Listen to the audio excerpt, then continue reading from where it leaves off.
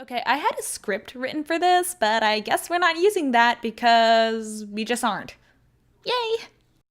IDOLiSH7 is a series with what I'm going to be calling symbolism in it, and it's a bit confusing at times for especially newcomers, and I'm here to explain it to any anime only fans or just anyone who's starting to get into the series and might be confused. There are not going to be any plot spoilers in this video, it's just me explaining some name translations and other basic stuff that isn't actually explained in the story explicitly. Any spoilers that I do have will be at the end of the video, so you can just pause whenever you want and stop. I'm counting anything from part 2 and onwards as spoilers, so just keep that in mind. Okay, time to actually start this. First things first is IDOLiSH7 actually has this sort of naming pattern that they've got with all of their characters, at least all the main idol characters that they have. Each main character who is an idol has a number in their name, the kanji and the pronunciation of that number in Japanese. So for example, nana se riku, nana is the Japanese word for 7. I'm just going to quickly rattle them off in numerical order now. Izumi Iori, ni Kaido Yamato, Izumi Mitsuki, Yotsuba Tamaki, Osaka Sogo, Rokuya Nagi, Nanase Riku. And then Gaku is Yaotome. It's just got the kanji. I don't know how that turns into Hachi, but it just is. And then Kujo Ten. And then there's a really long, complicated explanation for Ryu's, but Tsunashi, which has the kanji for Ju, Ryunosuke. And alongside all of these numbers, they happen to be born in the same month that goes along with their number. So for example, Iori, who is 1, is born in the month of January.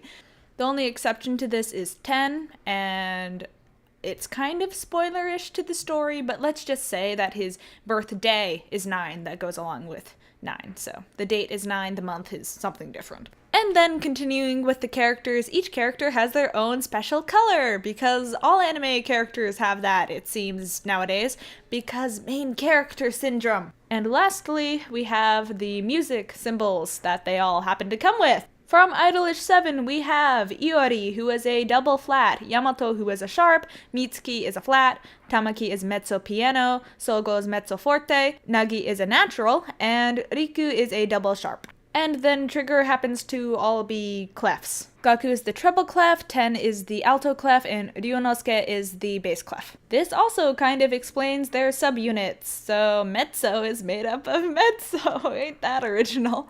I mean, they just both happen to be mezzo, so that's an odd coincidence. Iori and Riku are both doubles, and they don't really have a subunit name. We just call them Fly Away, which is their song. And lastly is the Pythagoras Trio, which is by far the most complicated out of them all.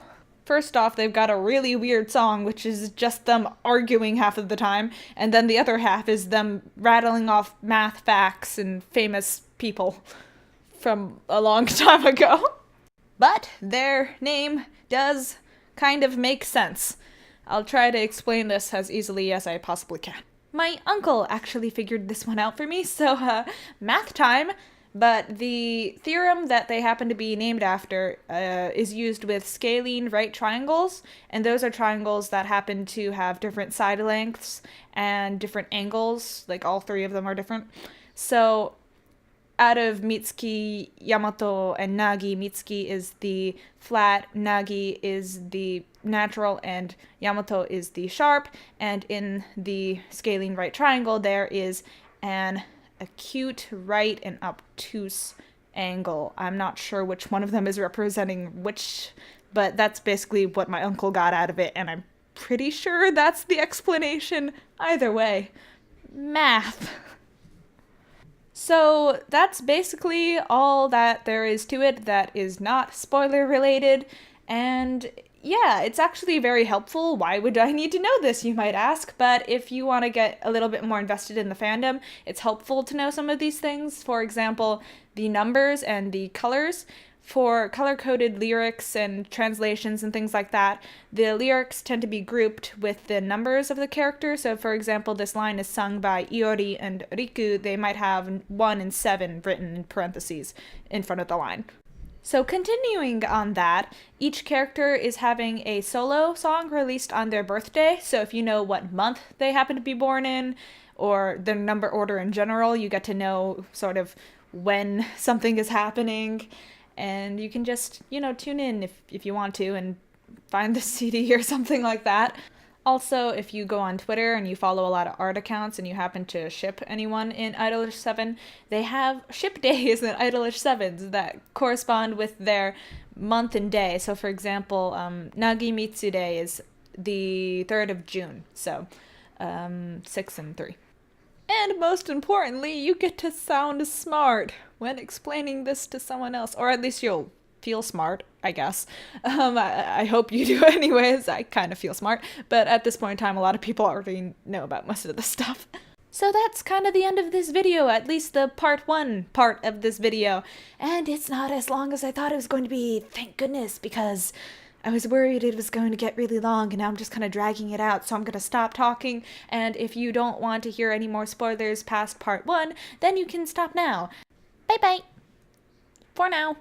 So for the spoiler section of this video, we're going to start off with part 2 and the beautiful Rivare, which are the senior idols who won at Jaima. Black or white, whatever you want to call it, I don't remember. We have Momo and Yuki. Momo has the character in his name for 100 and Yuki has 1,000. Hint, the Japanese words for 100 and 1,000 aren't actually pronounced Momo and Yuki. For the musical symbols, Rivare has repeat signs. Momo is the left and Yuki's the right. Let me check that. Which one? I can't remember. Yeah, Momo's left and Yuki is right. Since there happens to not be a 100th month and a 1,000th month, Momo is born in November and Yuki is born in December. So we have a full year of idol birthdays. Isn't that great?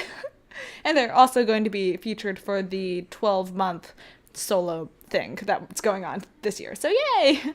So now for the real spoilery stuff that we have here. Boundy, who works at Takanashi Productions, actually was an idol before, and he doesn't have a music symbol or anything like that, but his number is 10,000, and he was born in September. He is born in September.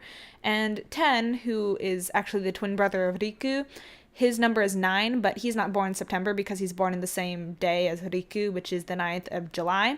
So that means there's no September birthday, but Boundy is the September birthday, so that's great, except he doesn't get a solo song because he stopped singing after his horrible, tragic backstory thing that I'm not going to go into detail about, but yay! Tamaki's younger sister, Aya, who is kind of mentioned in part 1 and then actually shows up in part 2, which is great. She's training to be an idol because horrible Kujo plotline thing, which is actually very interesting. It just is painful for a lot of people, so that's why I said it is horrible. But she has the radical for king in her name, and so does Tamaki, so that kind of goes along with their whole love for Osama pudding. So then we have part 3 spoilers, and ZOOL, who is the new rival unit that goes against literally everyone. And they don't have numbers because I guess the writers gave up on the numbers thing. And they have Chinese zodiac animals in their names. So we have Inumaru Toma, which is a dog, Isumi Haruka, which is a pig, Natsume Minami, which is snake, and then Mido Torao, which is a tiger. I am still kind of learning their names, sort of, kind of, not really. Anyways, and they also have their own musical signs, and I have no idea what these are, unfortunately. If anyone does, feel free to say so somewhere. I found a text post that has the names of all of these symbols. Good thing, because I have no idea what they are or what they mean, and I'm not going to try pronouncing them because I have a feeling I'm going to mess up, and yeah, if you know what these are, and if you can explain them coherently, that would be great. And just let me know. Somehow. Kai, I'm talking to you. Thank you. And then lastly, all of the composers and songwriters supposedly all have seasonal themed names. I'm not entirely sure about this one because I remember a friend of mine had explained it somewhere on Tumblr, which I will link to below and screenshot here. but a friend of mine was kind of debating that with me, so I didn't know whether or not it was 100% accurate. I don't speak Japanese fluently, so just read it and take it for what it is. I personally say that it's seems pretty pretty decent. Anyways. So yeah, that's about it. And I hope you enjoyed this. This is getting a little lengthy, but not too lengthy. I actually don't know how long this is, but thanks for sticking around. Means a lot. Anyways, I've said anyways like 15 times.